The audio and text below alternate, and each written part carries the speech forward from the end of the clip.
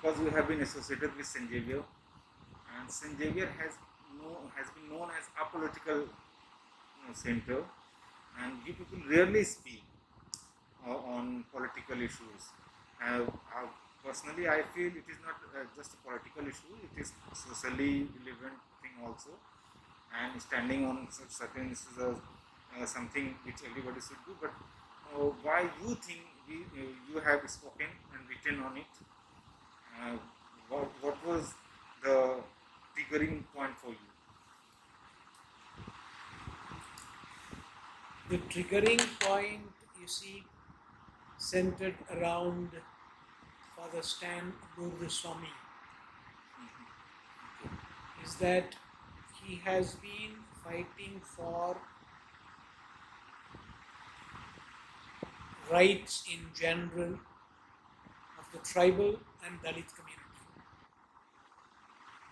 He's been doing it for the last 5 decades. It's not just today.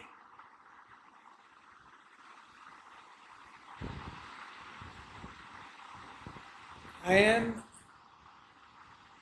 drawn to this issue because he is a fellow Jesuit. He is a Jesuit father, and we belong to the same society. Of course, he belongs to Jamshedpur province and I belong to Kolkata province.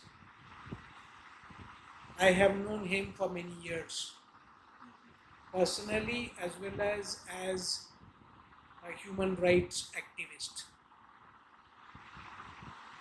I have appreciated his work. See, when you stand for the rights of people, especially for the downtrodden people, for the tribal people, for the Dalit people, for women, for the poor, it's always you are termed as a terrorist. You are termed as a radical. Because these are the vibrant issues on which there is a lot of exploitation, there is a lot of injustice. You take, of course, the history of Jharkhand. See, many people have gone there in order to exploit the resources. And the poor tribal community is being exploited. And so the resources which they own, they do not reach them. It's going somewhere else. And so there are many industrial houses, many business houses, many people who are involved in this. And so Father Stan, as well as other activists, there have been many incidents in the past. If you remember, there was one sister who was killed. Yes. And so many people have involved in this, especially Father Stan Swamy has given a leadership. See, he is at 2 levels. One, of course, he is at the intellectual level. So that's where he has been vibrating with many intellectuals of the country. At another level is at the involvement level, at the grassroots level with the people. And so he has tried to balance these two. Intellectualism has no use unless it penetrates into the welfare of the people. And so I do research, not for the sake of doing research. I do research so that my people benefit. And this is what he has been doing. He has been doing a lot of research work. And that's where he was. The center in Ranchi is a research center, social center in which poor people are brought, they are informed, they are educated, they are told about what is happening at the grassroots level, and they are made aware of their own rights. This is what he has been doing. He is not doing against the government or against any organization or anybody. There is no question of being against. He has been for. He's been for the people, especially the tribal people. But if you take the whole country, he has been for both tribals as well as Dalits. He has joined hands with many organizations. It's not just be alone only in Jharkhand, because the issue of Jharkhand is not just the Jharkhand issue. It is an issue that is relevant to the whole country, because there are tribals in other parts of the country. And so he has joined hands with other people so that wherever there is an issue of Dalit injustice, wherever there is an issue of tribal injustice, that they have stood together. He cannot stand alone. So he has joined hands with other activists. He has joined hands with people who are interested in this type of work, for the downtrodden people. And this is what he has been doing all through. He has never been against anybody. Of course, he has questioned the policies. He has questioned issues. Like say for instance, the tribals have their own special policies. In the sense, they have to have a council in order to advise the governor. Now, there is a policy there, and this has never been used. That's what he's been questioning. He's been saying, but why is it not practiced? Why can't the government take steps to do this? Why are they just neglecting the people of Jharkhand, the tribal community? So he has been questioning the local government and the central government, the officials and the organizations on many levels and many grounds. Now this has definitely created unpleasantness among those who are rich, among those who rule. This has been the issue. And so this issue has been going on for many years. He was raided, he was threatened, he was questioned, and finally, of course, he has been arrested. Now, I have this. If the government finds fault with anyone, it's true. Government can have a case. Government can have an issue. But my point is, you don't pick up an old man, an 83-year-old man, and then take him all the way to Mumbai and then lodge him in a jail. There must be certain amount of compassion. This is where I would like to plead to the leaders of this country, especially to the Prime Minister, to intervene, because there must be compassion to people like this. And why do we call them senior citizens? Why do we give them facilities? Why do we consider them in their travels? Why do we consider them in giving them, stipends? Because they are senior citizens. So where is the respect to this senior citizen? He was questioned for 15 hours prior to his arrest, and he was taken all the way to Mumbai and jailed. Is this the treatment? Do we give such a treatment to a child? This is what is injustice for me. Definitely, of course, if you have an issue, interrogate him. If you have an issue, arrest him. But there must be a certain amount of compassionate approach to these issues. Okay, fine. House arrest him. See, treat him differently till the case is clear. If you have strong grounds, if you have witnesses, nobody will be against. Let the case be held. Let the court hear, and let justice be done. If they have any proof, if they have any evidence, let them come with an evidence to the court. But you cannot treat a man like this. This is no compassion. This is no consideration for a senior and elderly man. Yes, and one thing has been very much in public domain also, as far as officers is concerned also. In public domain, whenever there will be a Christian person, they will say they are converting, and as for officials, they can easily say if that Christian person is working in tribal area, they will say that there is moist link between you. And so, in this case also, his last statement, video statement says that NIA officials have shown him some clipping and something that he has some link with the which he strongly denied. He just accepted that he had met Sudha Bharadwaj and planned something, and there's nothing wrong with that.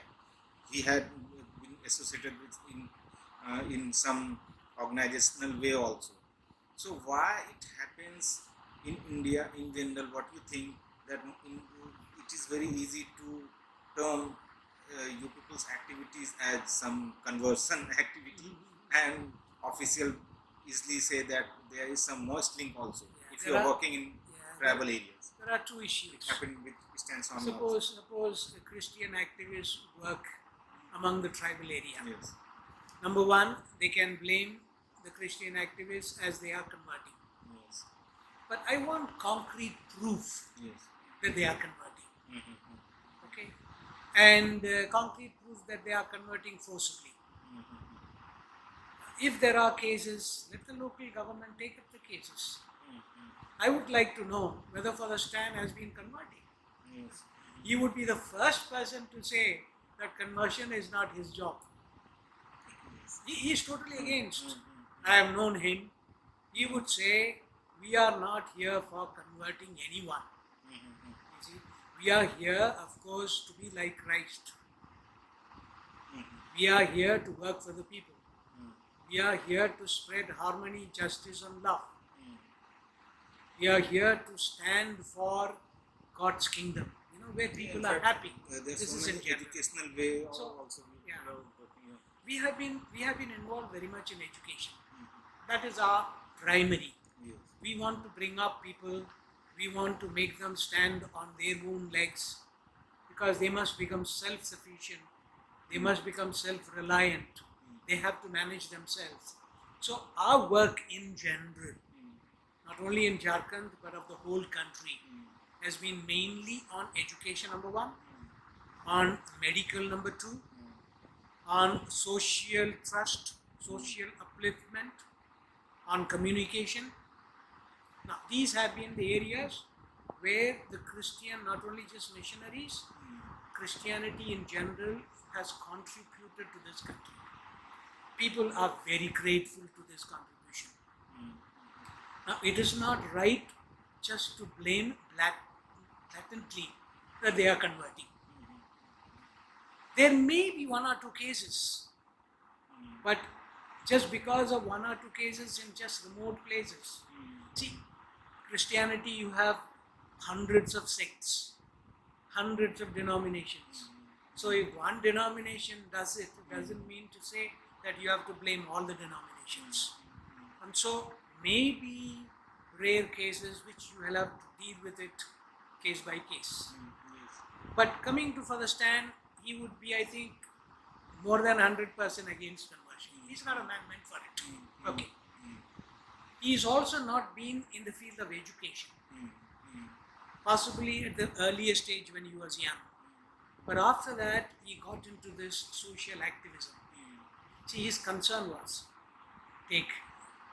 he is by birth a Tamilian. Born there for the last 50, 60 years. You see, 83. He must have joined the Jesuit Society when he was 20, 22. For the last 50 years, more than 50 years, he has been working in Jharkhand. So his interests have been, to uplift the poor people. And he has been fully involved in it. Now, as I said, at these two levels, one is conscientizing, one is working with the people at the grassroots level, the other is at the intellectual level. Now, at the intellectual level, he has made research, he has shared this research with other organizations, with other intellectuals, and that's why he is known all over the country, not only within this country, but also he is known at the intellectual level all over the world. That's why even now you have people talking about him, protesting of different parts of the world.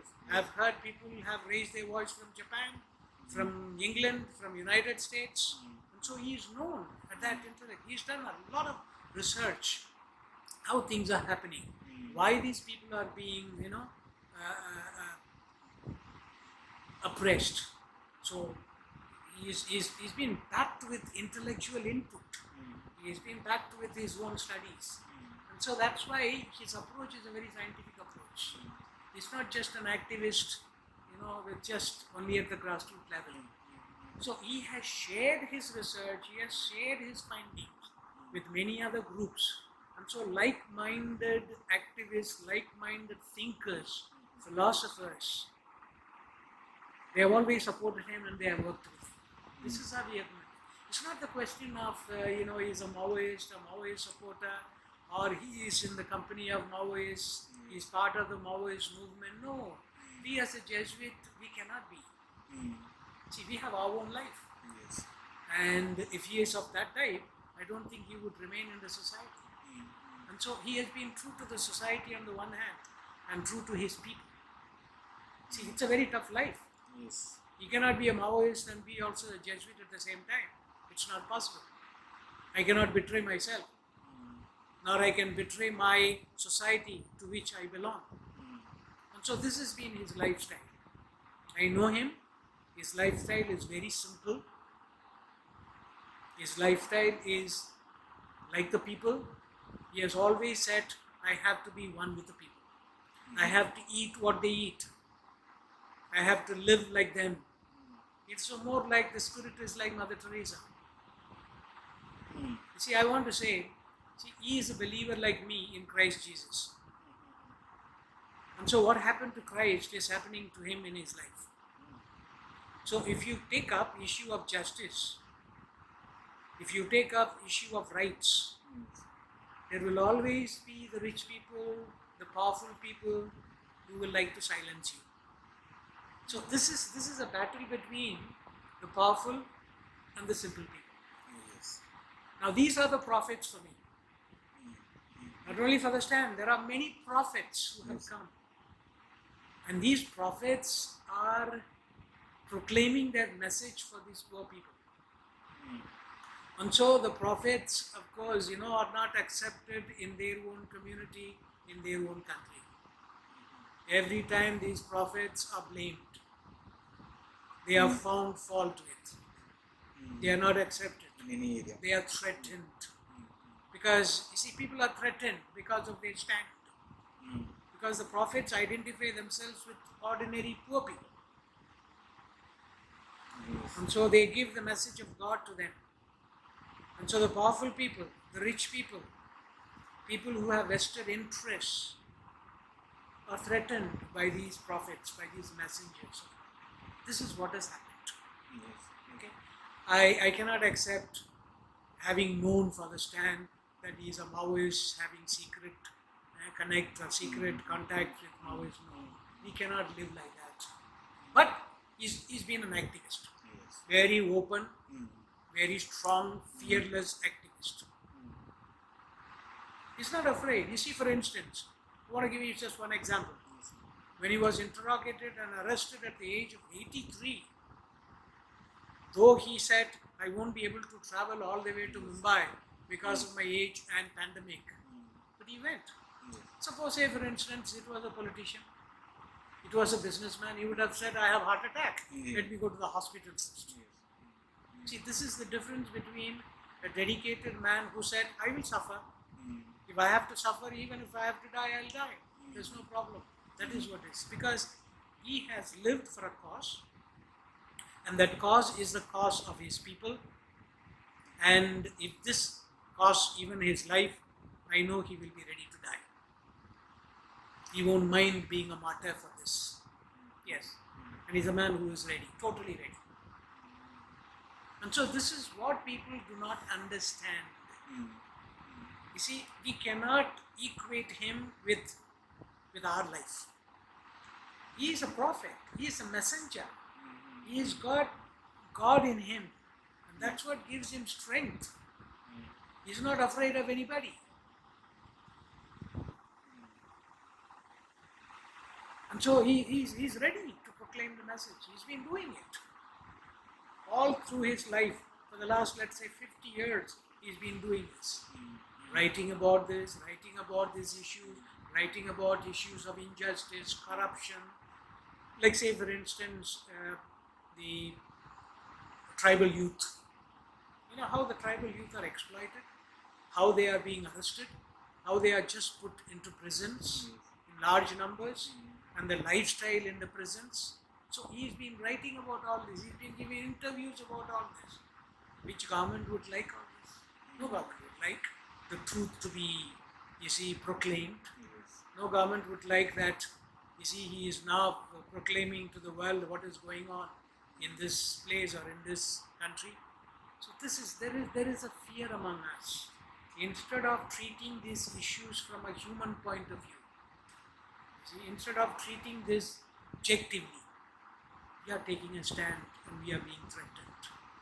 And this I don't think is healthy for the development of this country. Sir, you have mentioned earlier that you request Prime Minister, but do you also request other opposition leaders? Because as far as Hemant Soren is concerned, Jharkhand Chief Minister, he has openly said it, he tweeted about it, that he is just a travel right activist and nothing more than, and why he, at this age, he is being targeted. So what kind of fear the government... the thing is this, I am told, at least from the media, I have read that the Pune police or the Mumbai police came all the way to Ranchi, interrogated him and arrested him. Now this seemed to have been without the knowledge of the local police. If it is true, I'm surprised that even the Chief Minister did not know about it. Yes, UAPA has given that kind of power to an agency like NIA. But even then, whatever it is, if they have the power to just intervene and then go into another state and then arrest people like this is not the way to do it, number one. Number two, I wish and pray that Hemant Soren takes it up, intervenes, speaks to the Prime Minister and says, number one, let the case go on and let justice be done. But a man like this must be treated compassionately. A man like this must be treated justly. This is what is the stand. Now, I have placed my request to the Prime Minister that as the Prime Minister of this country, I think he should intervene and see if this advanced aged Jesuit should be considered. Should have an immediate release and let the case go on. Okay. Whatever the government wants to do, whatever the NIA wants to do, let them continue. There's no problem. But that throwing an 83-year-old man into the jail, if they have evidence, let them prove it. Let them come out. And then let the law take its course. But my plea as a fellow Jesuit to the Prime Minister and to the Chief Minister of Jharkhand, also to the opposition leaders, is that they must raise this issue. And not only for Father Stan, for any senior citizen. Okay. For any senior citizen in this country, there must be a different approach. You request to Mamata Banerjee, Chief Minister of Bengal also? Yes. I think there has been a request. Some people have made a request to her. I think one of the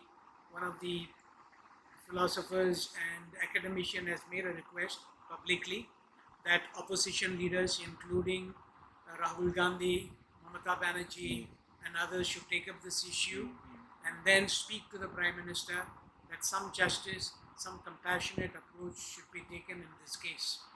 I am also appealing to our own Chief Minister, Mamata Banerjee, that if she can speak out, if she can do something about it, and I'm sure she will be able to do that, speak to the Prime Minister and make a consideration that let the case continue, not only for him, for anyone who is involved in this, and let the law take its course. And then, but a compassionate approach should be done to Father Stan Swamy as well as for any senior citizen in this country. If there is a law like this, that the senior citizens must be compassionately considered, must have a different approach altogether. One more question, sir. Yes. It is good that you have raised the voice. I think this year or last year, Xavier College has also protested as far as CA NRC is concerned. There was some rally.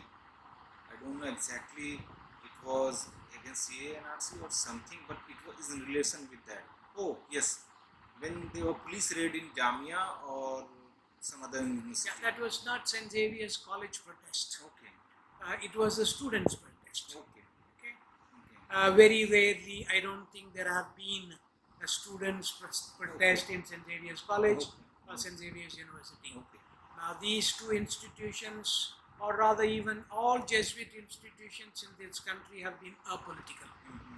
We do not encourage party politics or outside intervention within the institutions.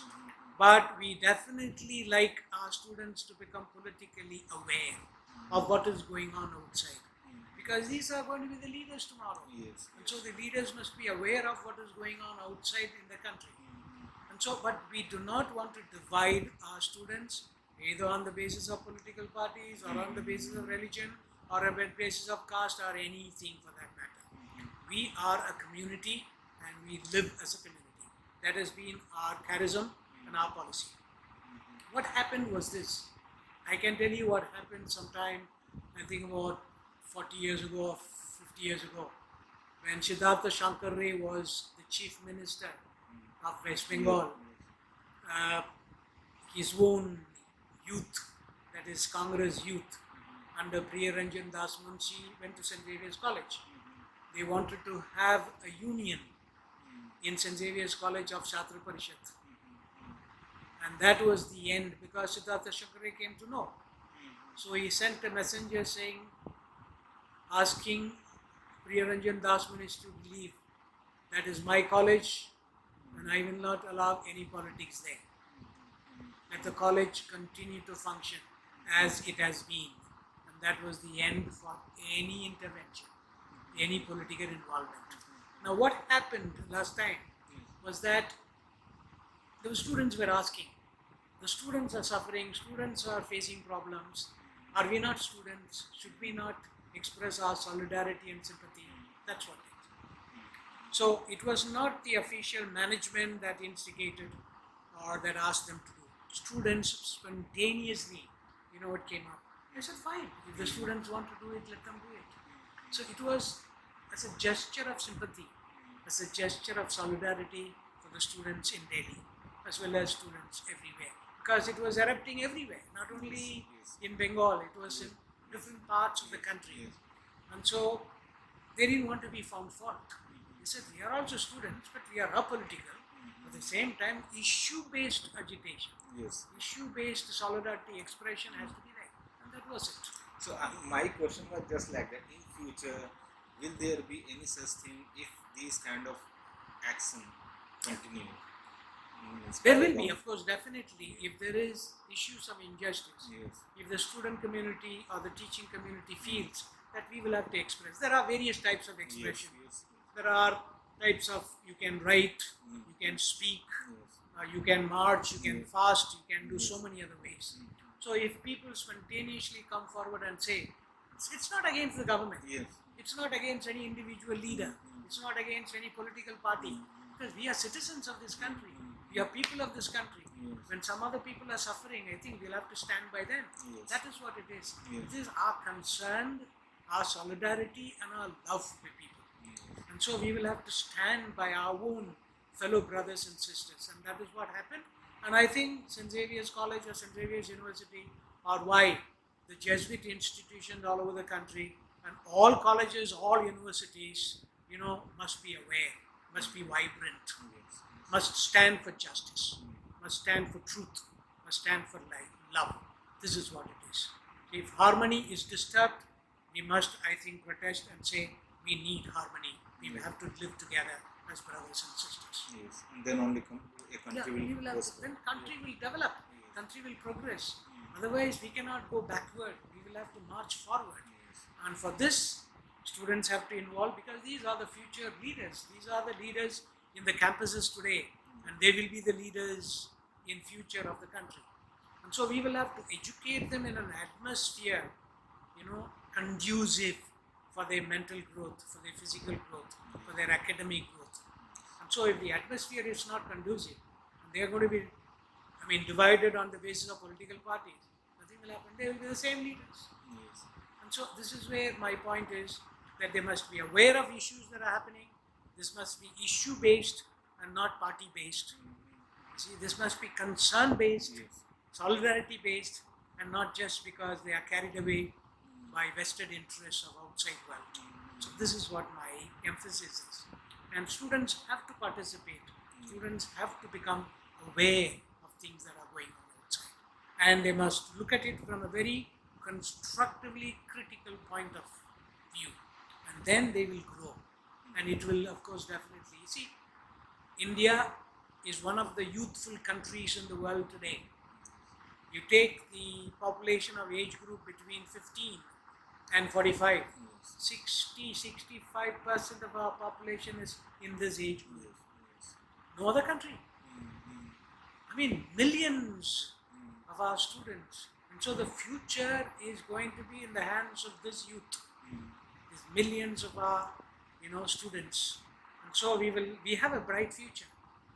And I'm sure if these students are trained well, I think India will develop. It will be a superpower in every aspect of life.